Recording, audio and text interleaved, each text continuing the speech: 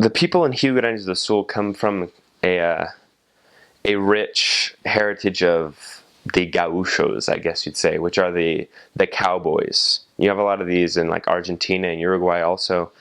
So the culture is like, I guess, like a South American version of Texas in a way. In a lot of the smaller cities, a lot of the people I saw were just dressed like gauchos, like kind of cowboys. That's what they did for their jobs. They worked in the fields with horses and cows and whatnot. And so a lot of people will be dressed like that. And you can look it on Google, see what they look like. There's some funny things about the culture in Rio Grande do Sul, in that state. Whenever you're leaving someone's house, they will always get the door for you. You never get the door for yourself. And so I even do that today sometimes because I'm like used to people not getting the door for me or like and whatnot. So, or I'll get the door for people when they're leaving just because I'm still kind of used to that. People in Rio Grande do Sul are generally pretty laid back. A lot of people's day kind of revolves around drinking mate or chimarrão, which is an herb that it's kind of like tea. They have these cups, these wooden cups made out of like gourds, and they'll fill it on one side with this herb that comes from a tree, the erva mate tree, and then they'll fill it up with hot water and they'll drink it out of this metal straw.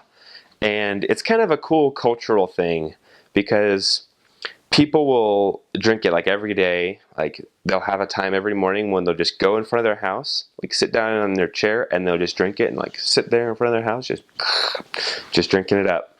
And it's cool because in the evenings, families will gather around.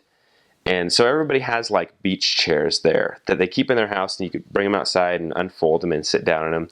And so in the evenings, especially in the summer, people will bring out their chairs as a family and kind of just sit down, and they'll be drinking the chimarrão, the mate, and just passing it around. You'll drink a cup, you'll fill it back up, and you'll pass it on to the next person.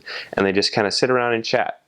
And that's kind of a really cool cultural thing, I think. And it's a good opportunity as missionaries to stop by and say, hey, can we share a quick message with you guys about the gospel? And people are usually pretty laid back and open to hearing a little bit about the gospel.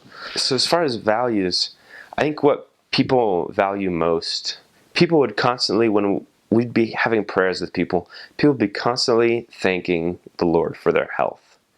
And they would thank the Lord for their families. I think one of the things that stuck out to me about their culture is a lot of people had very little, but what little they had, they were very willing to share.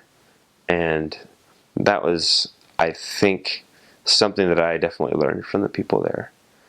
The importance of just sharing and being free with our substance, I guess. I guess one thing I learned is that it's a lot more important to have friends than things. And so when you share your things, you're going to have more friends, And I think that's something that the people in Brazil understand pretty well generally.